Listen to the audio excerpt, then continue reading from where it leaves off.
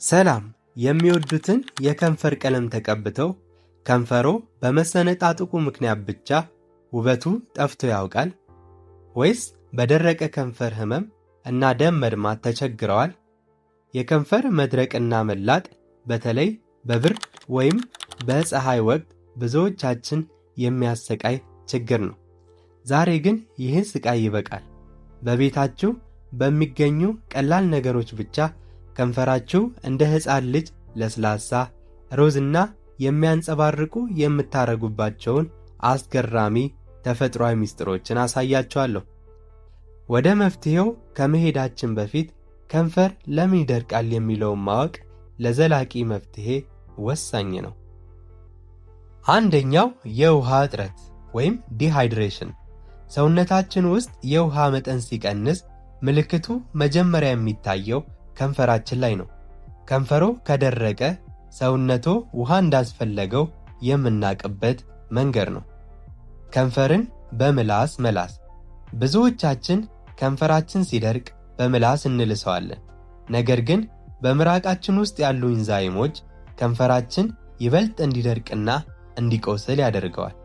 ሌላኛው በጣም ብርዳማ አየር ወይም ከፍተኛ የፀሐይ ሙቀት የከንፈር እርጥበትን በፍጥነት እንዲመጥ ያደርገውና እንዲደርቅ ምክንያት ይሆናል። የቪታሚን እጥረት በተለይ የቪታሚን ቢ2 እና ቪታሚን ቢ12 በሰውነታችን ውስጥ ሲያንስ ከንፈራችን የመሰነጣጠቅ ባህሪ ያሳያል። ምክንያቶቹን ካወቅን አሁን ደግሞ ከንፈራችሁን በአጭር ጊዜ ውስጥ ውብና ጤናማ የሚያደርጉ አስገራሚ የቤት ውስጥ መፍትሄዎችን እንመልከት። ስኳርና ማር። ከንፈራችን ሲደርቅና ሲላጥ የሞተ ቆዳ ካልተነሳ በስተቀር የምንጠቀሙ ማንኛውም ቅባት ወደ ውስጥ ዘልቆ ሊገባ አይችልም። ስኳር እጅግ በጣም ምርጥ ተፈጥሯዊ ስክራበር ነው። የደረቀውንና የሻከረውን ቆዳ በቀስታ የመፈቅፈቅ ብቃት አለው። ማር ደግሞ በውስጡ ተፈጥሯዊ እርጥበት የመሳብ ባህሪ ስላለው ቆዳን እንዳይላጥ ይከላከላል። እንዲሁም የከንፈርን ተፈጥሯዊ ቀለም የመጠበቅና የማቅላት ኃይል አለው። አንድ የሻይ ማንኪያ ስኳር እና ግማሽ የሻይ ማንኪያ ንጹህ ማር በትንሽ ዕቃ ውስጥ ማድረግ፣ ሁለቱንም በደንብ እስኪዋሃዱ ድረስ በጥንቃቄ ማሸት። ከዚያም በጣታችሁ ትንሽ ውህድ በመውሰድ ከንፈራችሁ ላይ ቀቡት። ለ2 ደቂቃ ያህል በጣም ሳትጫኑት በክብ እንቅስቃሴ በቀስታ እሹት። ማሸታችሁን ስትጨርሱ ከንፈራችሁ ላይ ተዉትና ማሩን እስኪመጥ ጠብቁ። በመጨረሻም ለብ ባለ ውሃ ታጠቡት። የኮኮናት ዘይት ወይም ንጹህ ቅቤ። ከንፈራችን የራሱ የሆነ ዘይት አመንጪ እጢ ስለሌለው ራሱን ከድርቀት የመከላከል አቅም የለውም። ስለዚህ እኛ ውጫዊ እርጥበት ልንሰጠው ይገባል። የኮኮናት ዘይት በውስጡ ብዙ ፋቲ አሲድ ስላለው ወደ ከንፈራችን ቆዳ በጥልቀት በመግባት እርጥበትን የመጠበቅና የተሰነጠቀ ቆዳን የመጠገን ድንቅ ችሎታ አለው። በቤታችሁ የኮኮናት ዘይት ከሌለ ደግሞ የኢትዮጵያ ንጹህ ቅቤ እጅግ በጣም ምርጥ ተፈጥሯዊ ቅባት ነው። በንጹህ ጣታችሁ ጥቂት የኮኮናት ዘይት ወይም ቅቤ በመውሰድ ከንፈራችሁ ላይ ቀቡት። በቀን ውስጥ ከ3 እስከ 4 ጊዜ ብትጠቀሙት ይመረጣል። ኩከምበር ወይም ኪያር። ኪያር 90% ውሃ ነው። ስለዚህ ለከንፈር ያለው ጥቅም እጅግ አስገራሚ ነው። ከንፈራችሁ በፀሐይ ከተቃጠለ፣ በጣም ከቆሰለ ወይም ከቀላ ኪያር ምርጥ ማቀዝቀዣ ነው። በተጨማሪም ኪያር ቆዳን የማቅላት ባህሪ ስላለው በድርቀት ወይም በሌላ ምክንያት የጠቆረ ከንፈርን ቀስ በቀስ የማጥራትና ወደ ተፈጥሯዊ ቀለሙ የመመለስ ትልቅ ብቃት አለው።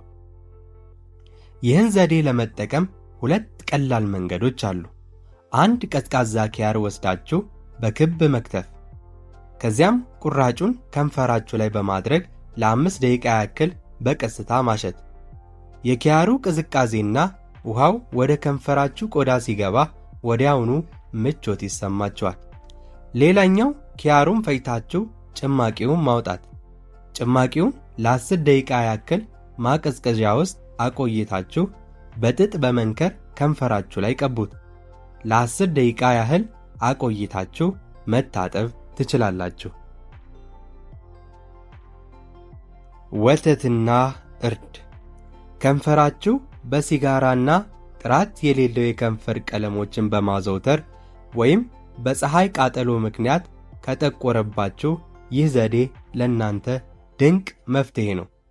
ወተት በውስጡ ላክቲክ አሲድ የተባለ ንጥረ ነገር ስላለው የጠቆረ ቆዳን የማጽዳትና የማቅላት ባህሪ አለው። እርድ ደግሞ በውስጡ ባለው ንጥረ ነገር አማካኝነት የቆዳ ቀለምን የሚያበላሹ ነገሮችን በመከላከል ከንፈራችሁ ወደ ተፈጥሯዊ ቀለሙ እንዲመለስ ያደርጋል። አንድ ትንሽ ሳህን ውሰዱና ግማሽ የሻይ ማንኪያ ንጹህ እርድ ዱቄት አድርጉበት። ከዚያም ጥቂት ቀዝቃዛ ወተት እየጨመራችሁ እንደ ክሬም እስኪሆን ድረስ በደንብ አዋህዱት። በጣም መቅጠን የለበትም። ከንፈራችሁ ላይ ተለጥፎ እንዲቆይ መካከለኛ ውፍረት ሊኖረው ይገባል። የተዘጋጀውን ውህድ በጣታችሁ ወይም በትንሽ ብሩሽ ከንፈራችሁን በደንብ መቀባት። ለ5 ደቂቃ ያክል ከንፈራችሁ ላይ ተዉት።